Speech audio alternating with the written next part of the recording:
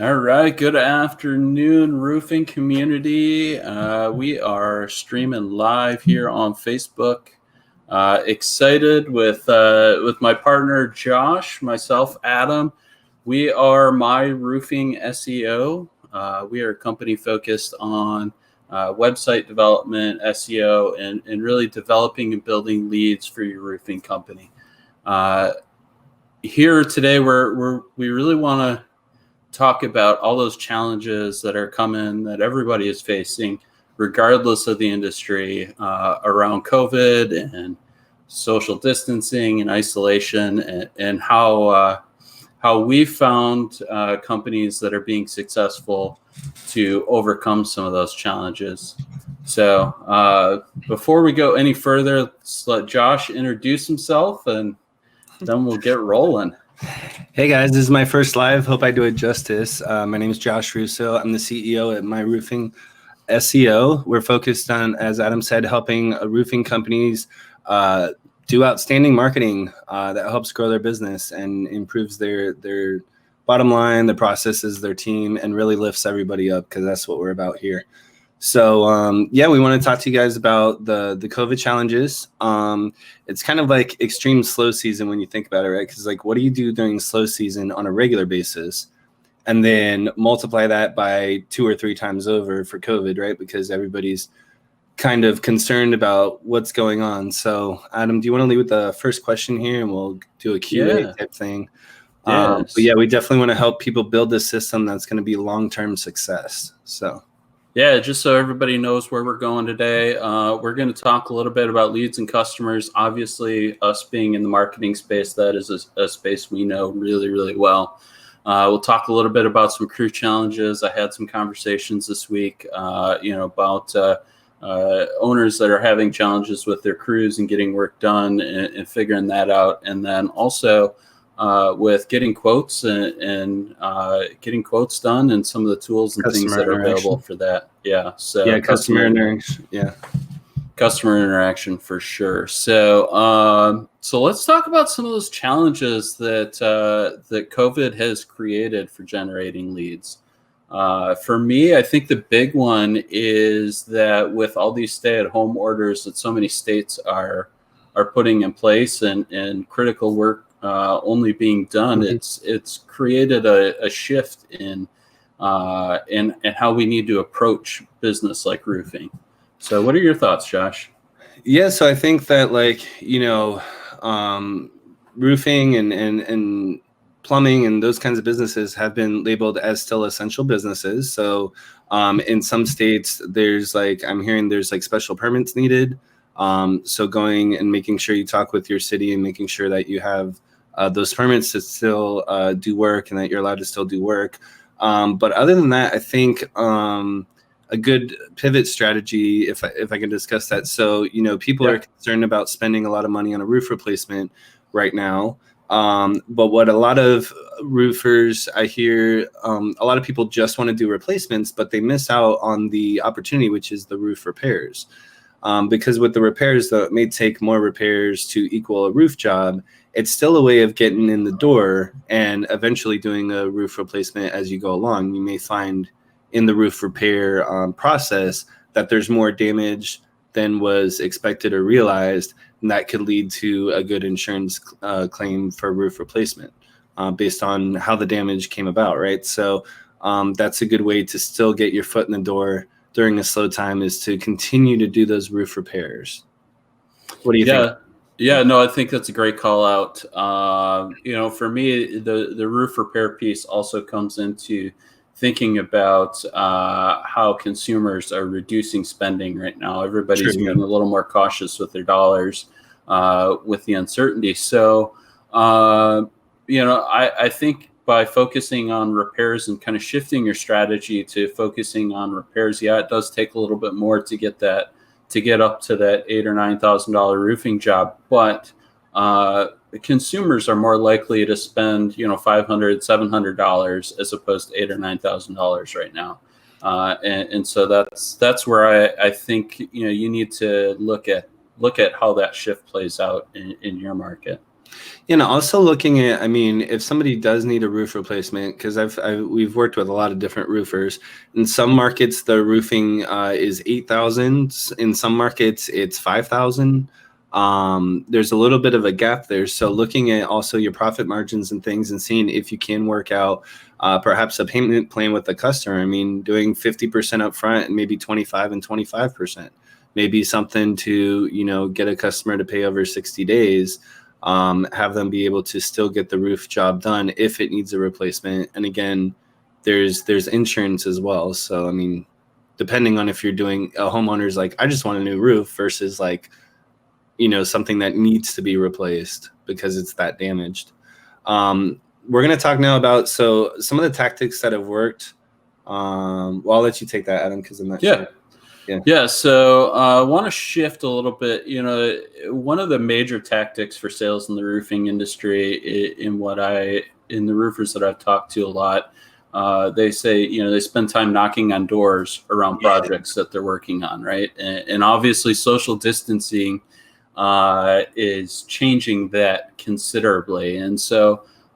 You know, obviously, we have to think creatively about how we approach lead generation in that space because we can't take those traditional methods of knocking on doors, which, you know, the roofing is not alone in that approach. A lot of the trades industry rely on that. So, you know, I'd love to just kind of chat through some of the shifting tactics that business owners can take in that space right now to really keep those leads coming in, because at the end of the day, that's how we stay profitable.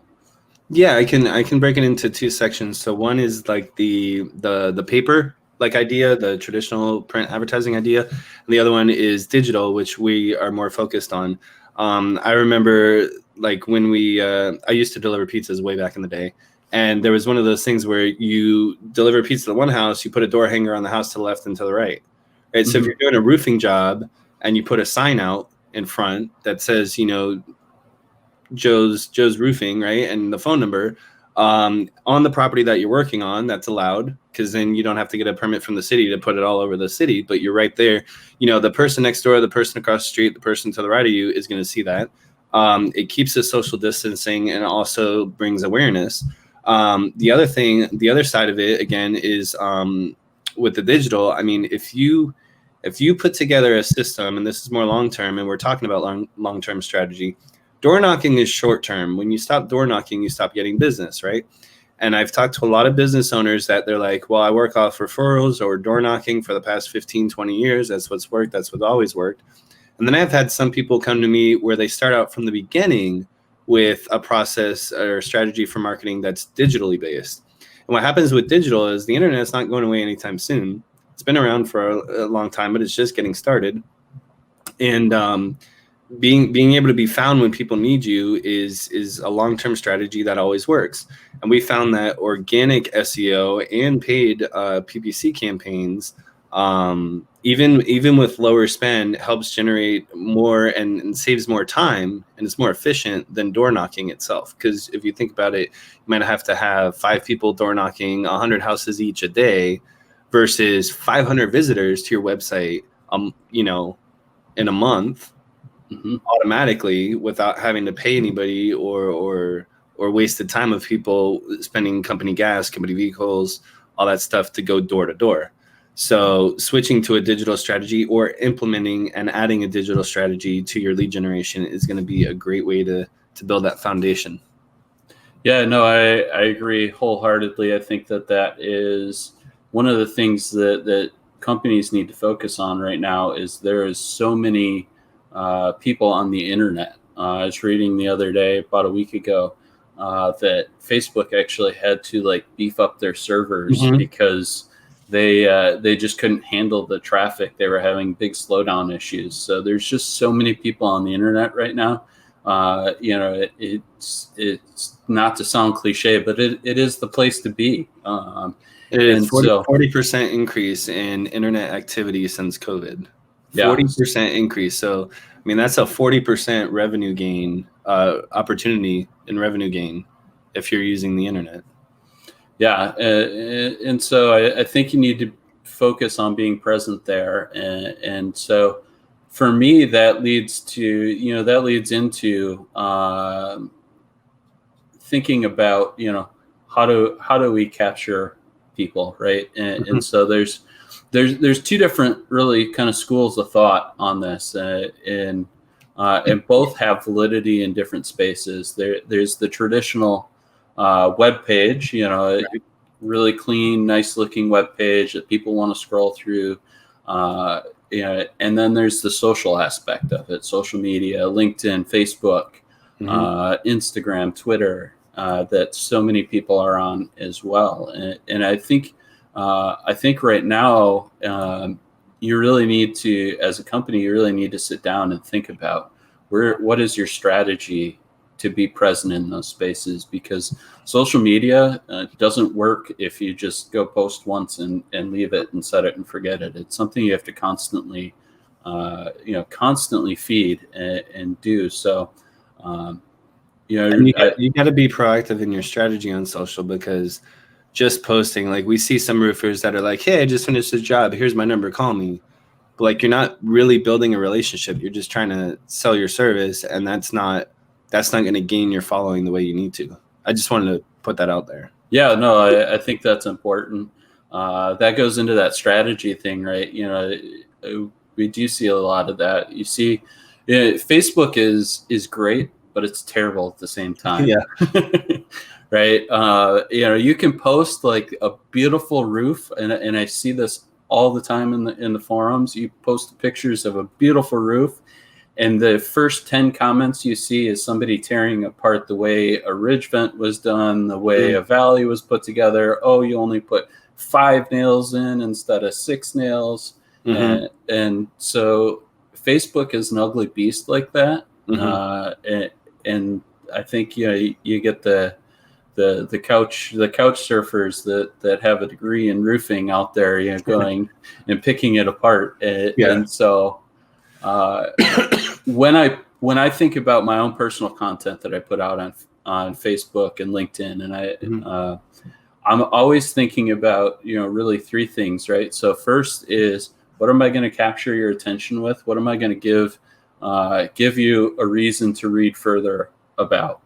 Yeah. Then I'm going to give away something, little nugget of information.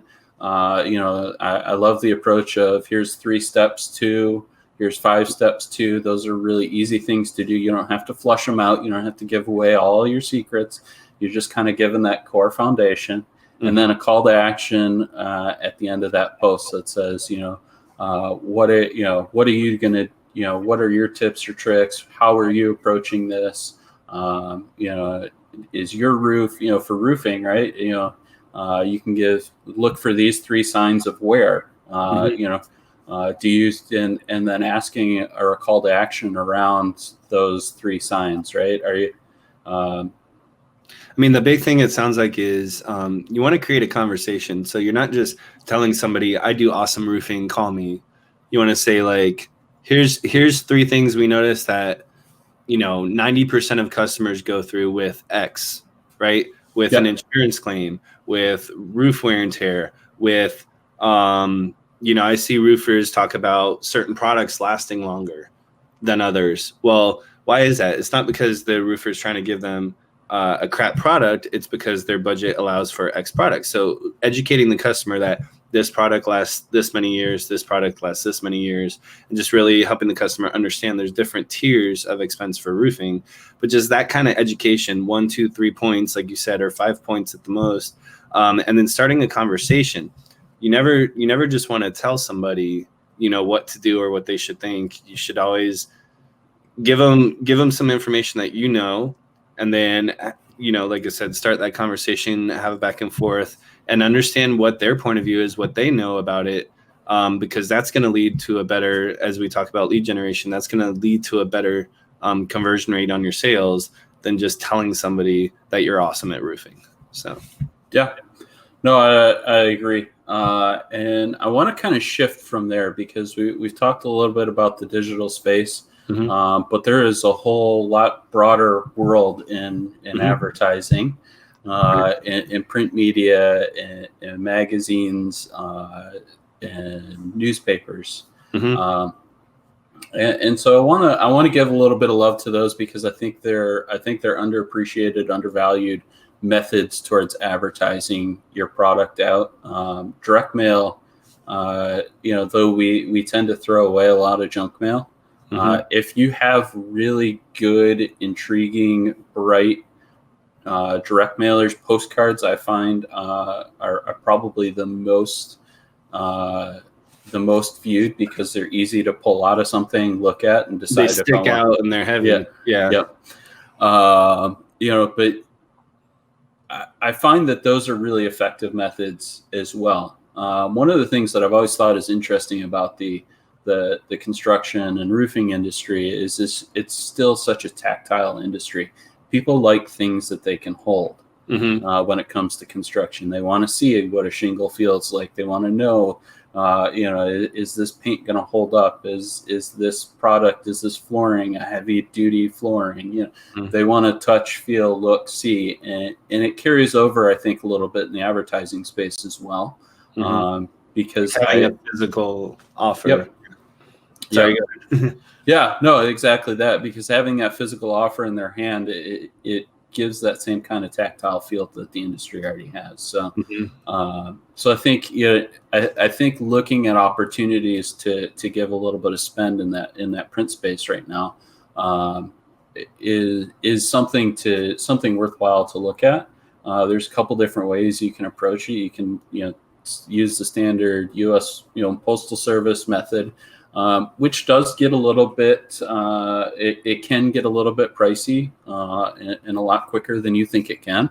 Or you can use a canvasser, and low cost, $8, $9 an hour canvasser to just go stuff mailers indoors. But again, going back to the door hang idea, again, it does go back to the door hanging idea, but it's got to be a quality piece. It can't be just cheap, flimsy. I printed it off my printer at home. You should go get that piece printed if you're going to do it. You should have it designed by a graphic designer, somebody that knows how to build those types of offers. So something that's eye catching and Yep. shows value, and it's got weight to it physically and emotionally, right? Because you want, I totally agree with that. I mean, and also I see so many people doing when you talk about direct mail, they're like, oh, I spent $5,000 or whatever on direct mail and got nothing. Well, what was your data? What did you work off of? What neighborhoods did you target? Do you know who your target is? Do you know your demographics for that target? If you're just blasting to all these different areas and you don't understand who your customer is, then that can be an issue as well. So just understanding who you're sending those messages to, who you're sending that print mail to, or what areas you're canvassing, Yeah, I think that's a great call out. I was talking to a painter actually not too long ago, and he had the same sentiments. He sent out a whole bunch of mailers to a bunch of households, and when we started talking down to it about the list itself, there was only like 4 or 5% of the houses in the entire list that he had that were older than 5 years. So they wouldn't even need a roof. They wouldn't even need a roof or paint. He was a painter himself, but they wouldn't need paint really at that point. So it's a great nugget. Yeah, it's a great call out to think about your target audience. I think working with historic, the historic parts of your local towns is a really good opportunity. Understanding what areas of your cities around you that you service that have houses that are 20, 30, 40 or more years old is because the average life of a roof is what, 15, right? 15, 20 years for an asphalt shingle roof. Yeah. And I mean, my parents are painters, but they probably repaint their house every 3-4 years. So, I mean, you figure the average person's 5 years. So if you're getting a brand new construction house neighborhood that you're sending out mailers to, you've wasted your dollar. Yep. Versus, an older, decent neighborhood. But I mean, even so, a painter, I experienced this. We did this. we'd paint the neighbor's house. The next door neighbor and the neighbor across the street would want their house looking fresh too. Yep. The same with roofs. You get the roofs that are moldy and worn and have some damage, and and then you get a bright shiny roof next door that you see has a new asphalt, and you're like, that looks good, but it doesn't have to be in a brand new neighborhood. And so you really want to understand, like you said, the age of the houses, the type of construction, and what you're going for. And you might get 5-6 houses in a neighborhood of 1,000 houses or whatever. Yeah. With that, so that's 1,000 mailers. If you're looking at $500, and now you've made 5 houses times $5,000 at 25,000 off of $500. That's a pretty good return. Yeah. But it only works if you know your market. Exactly. Yeah. It's the same thing. We talk about in pay-per-click advertising, Google AdWords, Facebook advertising, those paywalls. It's all about how we segment out the audience, and it really falls in the same thing in the print world as well. So I want to take a moment to just pause and talk a moment about leads list, because I think it's an interesting rabbit hole that you can go down. There are tons and tons of companies out there talking, that say, oh, we have the greatest leads list, whether it be email, whether it be direct mail, whatever it is. There's probably, if I Google searched it right now, probably 40 or 50 companies that would show up for leads lists. Yeah, exactly. And they all promise the same thing: high quality leads at a low cost. And I would say that probably less than 10% of those really deliver on that. So yep. I did that myself. So I had a program that was just a monthly subscription, and so it was limited leads monthly. And I must have gone through 2,000, and of that, about 1% of the emails were even valid.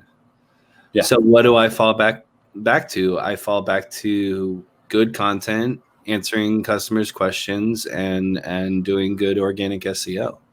So yep. Yeah, and utilizing technology to do educational events like this, where we can get out to the masses. Yeah, video streaming. So we talked about one of the challenges. I'm going to pivot here real quick, but we talked about getting work done with limited crews, or people who are scared to work. So what's the answer for that, so we can give some value? Yeah, I've been chatting with people, and there's really two kind of big red flags that have come up. One is because of reduced jobs.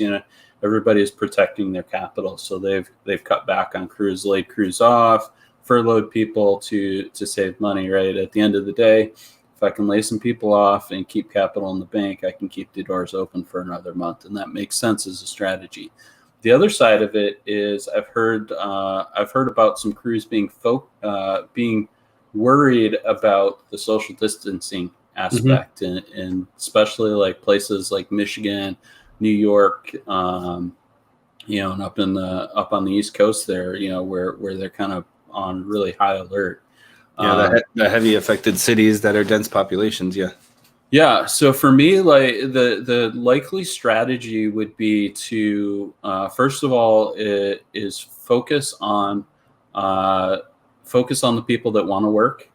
So if you have crews that want to work, get them out there working, right? If you have other people that don't want to work because they're worried about it, it's totally cool, and you shouldn't discount them for not wanting to work. They're trying to protect themselves and their family, but give them the time off, furlough them, whatever you need to do to keep yourself afloat as a company, but bring them back when things get better.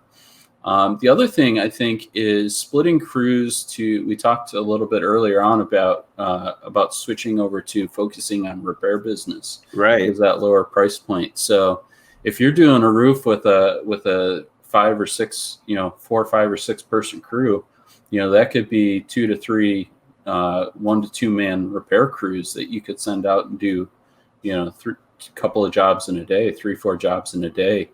So you can kind of offset that I'm not getting the big jobs with, a volume of jobs, because you can spread your thinner crew a little bit further. Yeah, I mean, one of our clients that we built a new website for last year, they experienced that. So they were doing a couple roof replacements and a couple repairs a week, maybe. And they went to having to do like 3 repairs a day at one point. It got really crazy. And they had separate crews for each.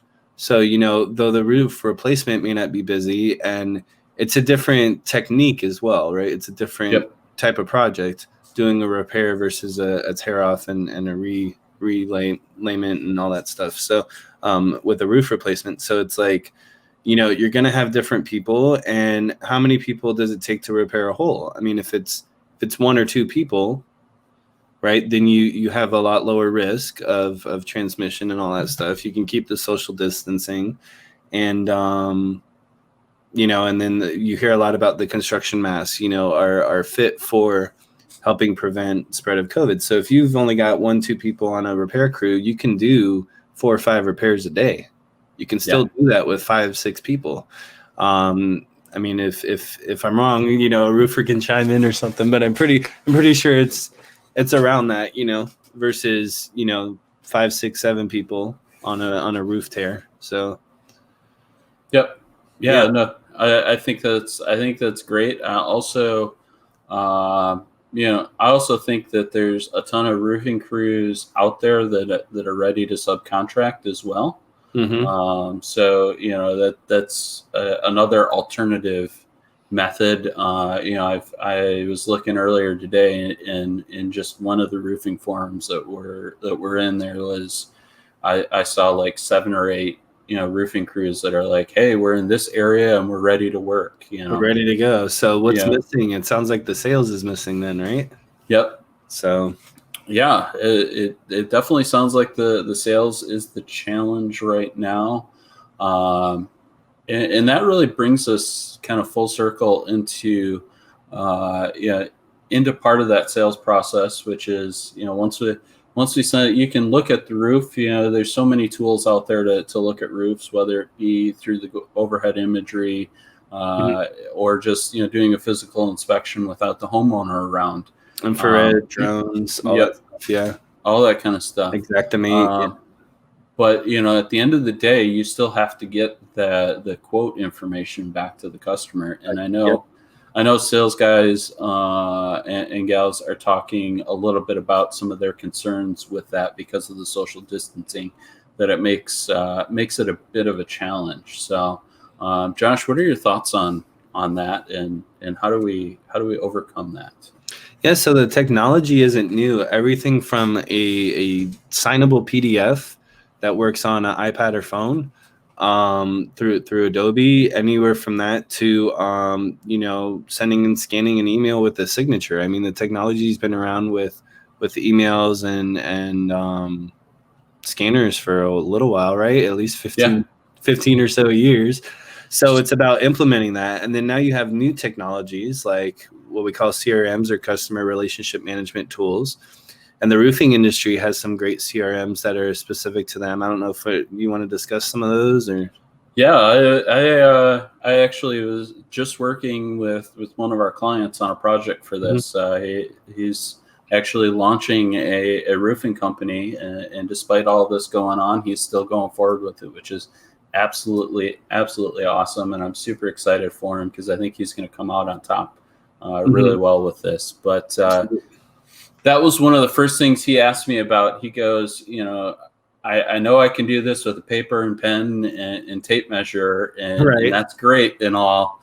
But he goes, I think I need something to manage my customers and my quotes and my invoices. And so we started going down the rabbit hole of what CRMs are out there. And just like leads list, there's thousands of them.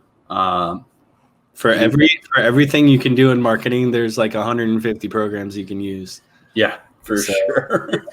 But what was interesting is I started going down the rabbit hole. I've worked with CRMs in other industries quite extensively, and they're always great until they don't do something that's specific to your industry, like a niche service that you have to do as part of your process. Yeah. Yeah, and so like general marketing or general CRM softwares typically don't do well at invoicing and contracting and things for writing contracts and all that kind of stuff, just because they're not designed for that world. But there are quite a few actual roofing and construction industry, trades industry CRMs out there that have a lot of those tools built into them, and some of them have some really cool features. And obviously, you can go from spending very little. There actually are some general CRMs that are free for 1 or 2 users. Yep, free up to like $25. Yep, and then you can go as high as $400 or $500 a month for CRM software. And what I found is there was really three that stuck out to me. So I looked at Jobber, which is there's a ton of people using it. Has a lot of really, really nice features. What I liked about it is their mid-tier package was comparable to a lot of the larger tier packages on some of the other softwares that were available. So they have like a higher breadth of like of room to grow. Yep. So like one of the big things for me was like their mid-tier package had like up to 7 users for the same flat monthly cost. Price. Yeah, that's great. Right. So that's really good, where most of them are either per user or maybe up to like 3 users. So they also have all the invoicing tools, the contract tools. You put all your branding in there. They have links to measuring tools, Eagle. I forget. I think it's Eagle. Eagle Software's measuring tool. It's one of the big ones out there. I've seen a few of those, but they all connect basically to Xactimate, right? Because that's the insurance standard for estimating. Yep. So it connects to that. It also has the email marketing stuff that can be set up in it, which I thought was really nice. So if you go out and you quote a customer, with the software, you can then send them a chain of emails, whether it be welcome because you've secured their business, or a chain of, here's roofing trends, here's things that's going on, here's things you should consider to help aid along in that sales process and closing that sale as well. So and the technical term, it was just not super technical. It's called a workflow. Yep. I don't know if you said that. Sorry, I did not. But thank you. But yeah, that's fine. But it's called a workflow, or as the more technical is email automation. But basically, what you're doing is you're setting up beforehand 4 or 5 emails or 1 or 2 emails that basically you just click a button, hit send, and it starts the process. Once somebody is in that system, it sends, like you said, welcome, thanks for signing up. Here's, day 1, we're going to do this. Day 2, we're going to do this. Next week, we're going to do that. However you want to send them your process. And then, like you said, delighting the customer, sending them advice during different seasons, happy birthday, all that stuff can be automated and implemented into these. And think about how much time that saves. You do it once and it repeats for every customer, and they feel very appreciated that you're keeping in touch with them and have a process for onboarding. Yeah. For sure. Yeah. No. So I really liked Jobber, though, price wise is a little bit more than some of the other options out there as well. Their mid tier was I think like $130 or something like that a month. Sure. So, I mean, basically what you're looking for is, it sounds like the estimating software and the invoicing and being able to send and receive contracts or get them signed. Yep. So we narrowed these roofing specific CRMs down to, does it have some or all of these features? Yep. Yeah, for sure. Yeah, because I mean, like you said, it's like anything can measure a customer, how much income, or put a note in, or schedule a calendar, or send an email. But how is it specific to helping our roofers that are listening? It's because you can send and receive invoicing, contracts, and estimates through these particular softwares, depending on which one you choose. So what's the next one, Adam? So the next one is Job Nimbus. Job Nimbus is a little bit lower in cost. I want to say right around $35 per user, but that's per user, right? So if you're a smaller company, 1 or 2 guys, like sometimes, looking at like Job Nimbus as a lower cost option might be a great option. Still had a lot of that core functionality. It missed a little bit on some of the email automation, wasn't quite as robust. Yeah. But when you're starting out, you don't necessarily, But exactly, right? When you're starting out, it definitely lends itself to being that lower cost option for you. So also like that they had direct QuickBooks integration as well. Yeah. So all your invoicing pushes over to your accounting system and you don't have to worry about that as much. So the last one was iRoofer. And iRoofer is really cool. They're actually out of Fort Lauderdale, which is right around the corner from you. What I loved about iRoofer is they took like a totally different approach to the CRM. They're like, we're going to take the CRM and flip it. Yeah. So theirs is really a visual approach. It still captures all your customer data. You can still set up all the email flows, but they have built in their I guess a trademarked measuring system. Oh, like the measuring tools. Okay. Measuring tools, right? So you literally can go on Google Maps before you even pull up to the house and measure your entire house. So so you can get all of that built out, so you have really an idea of what what you're walking into. And then from there, once you get to the house, if you notice things are different, you can make those adjustments on the fly for the measurements. Like your Google Map picture was from 2008, and you've added a couple additions, maybe a pool or something. Yeah, or pitches, or you get to the house and you realize that the roof is a different pitch, things like that. So you can adjust all of that as well. From there, then they tied the whole system into the leading roofing distributors systems as well. Nice. So you can get actual on-the-fly live pricing for all the products. You can segregate that down to just the companies you work with as well. Nice. So if you only are GAF and Owings Corning roofer, you can segregate all the products down to just those two companies. Wow. And then you can get the quote directly from your local distributor, and you can even set up delivery right through that. So that sounds awesome. What's the catch, man? What's the catch? The catch to me was that from the back end, where Job Nimbus and Jobber have both applications, iOS and Android apps. They also have a computer back end, so you can go on the web and pull it up as well. Like iRoofer did. Yeah. iRoofer did not have that. It is limited to 3 devices, and they all have to be either iOS or Android tablets. Right. So, and then the price point's a little bit higher. Right? Price points was like $130 a month. So not terrible, but it's only 3 devices, and it is hard to that specific device. So that was kind of the catch to me on that one.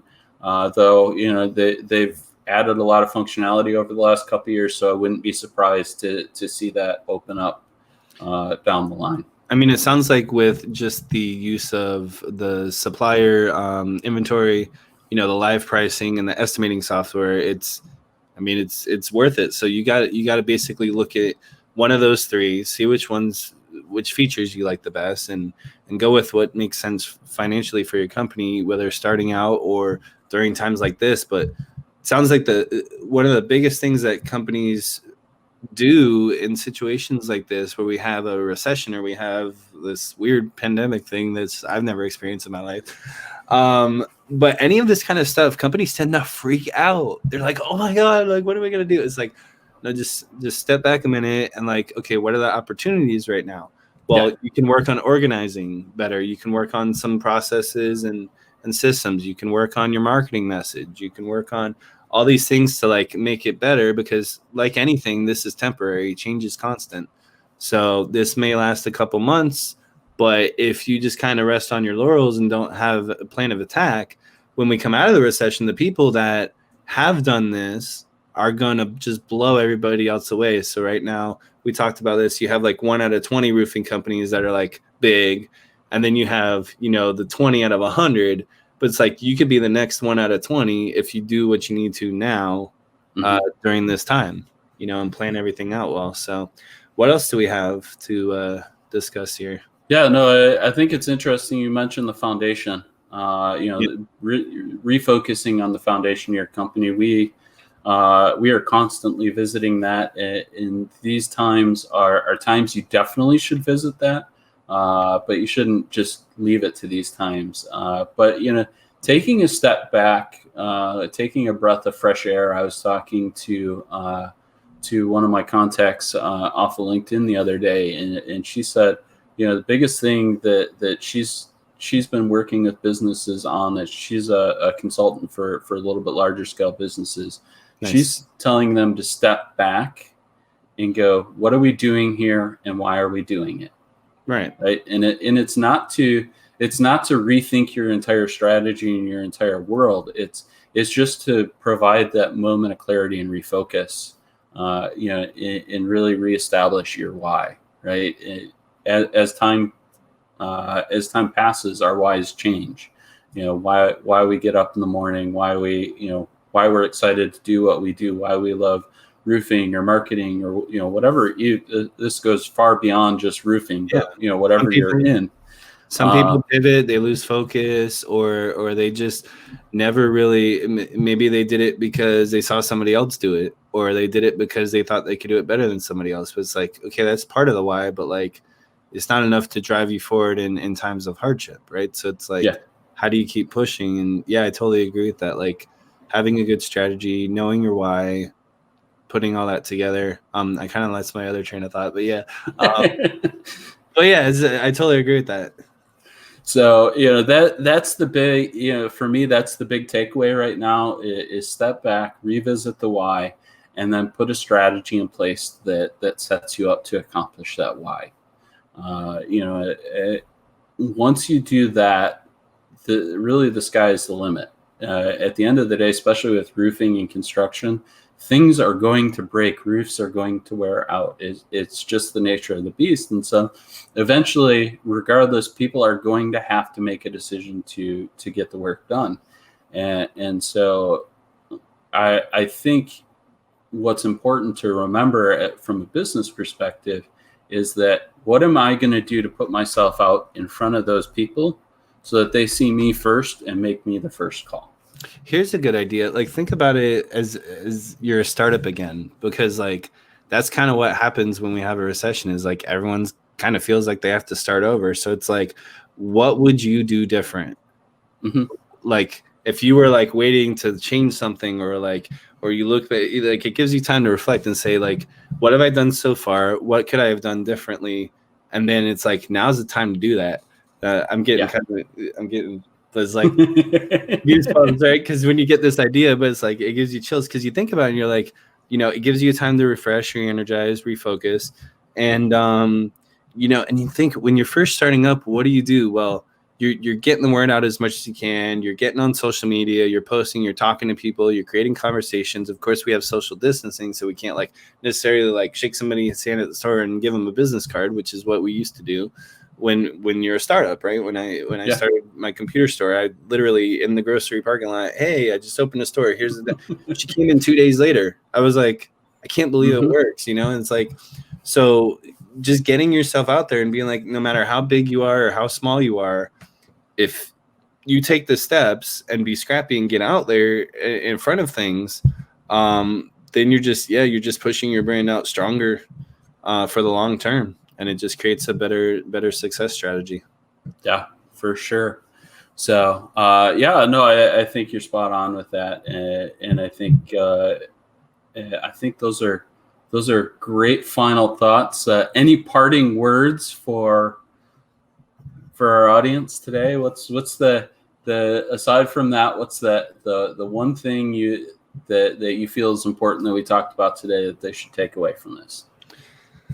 I mean, I really feel just like, we talked about generating leads, challenges, tactics, crews. I think the biggest thing is remember, like things change. They're always going to change. And if you're an innovative company, you can pivot. You can go through the good, the bad, the ugly, the great, all that stuff. Just the idea is to like I think the main idea is like take a step back, focus on what your goals and vision are, and take this time as an opportunity to solidify all that and move forward. And people are still doing business. Companies are still doing marketing. In fact, a lot of companies are doubling down because they know that the companies that push through times of uncertainty come out stronger on the other side, because everybody else kind of gives up. So you don't want to be that company that just gives up. Now, of course, you got to look at your finances and everything like that. But the point is just refocus, keep trucking. It's only temporary. It's gonna get better, as with everything. So hopefully Awesome. that was a long thought, but hopefully it's short. I love it. No, I love it. I think it's great. For me, the big thing that comes out of this is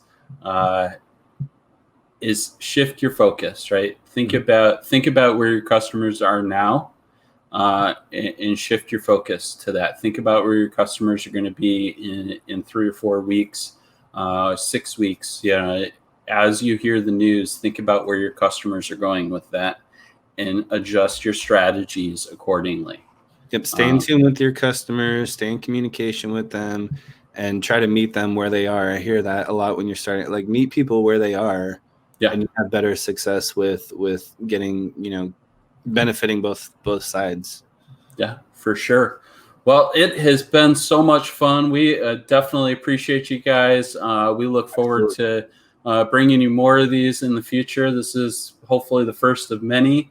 Yep. So if you're looking for us, let's see if I can get this. My Roofer SEO. You can catch us on the web, or you can give us a call. Come find us. We'd be more than happy to chat about what you're doing in your business, how we can help you out. Our goal is to really make you a stronger business. So whether it be roofing, restoration, construction, or anything else you do, we are more than happy to talk to you. Absolutely. And sorry, I'm just gonna say, like, as we're working on redoing our website, as we build things out, we're gonna have a lot of educational information and blogs on there. We'll discuss everything from business to lead generation tactics to SEO. So that's free content for you guys to look up as we go along here, and it's free information to help you guys. So yeah, appreciate it. Have a wonderful afternoon, and we'll chat soon. Thanks. Bye, guys.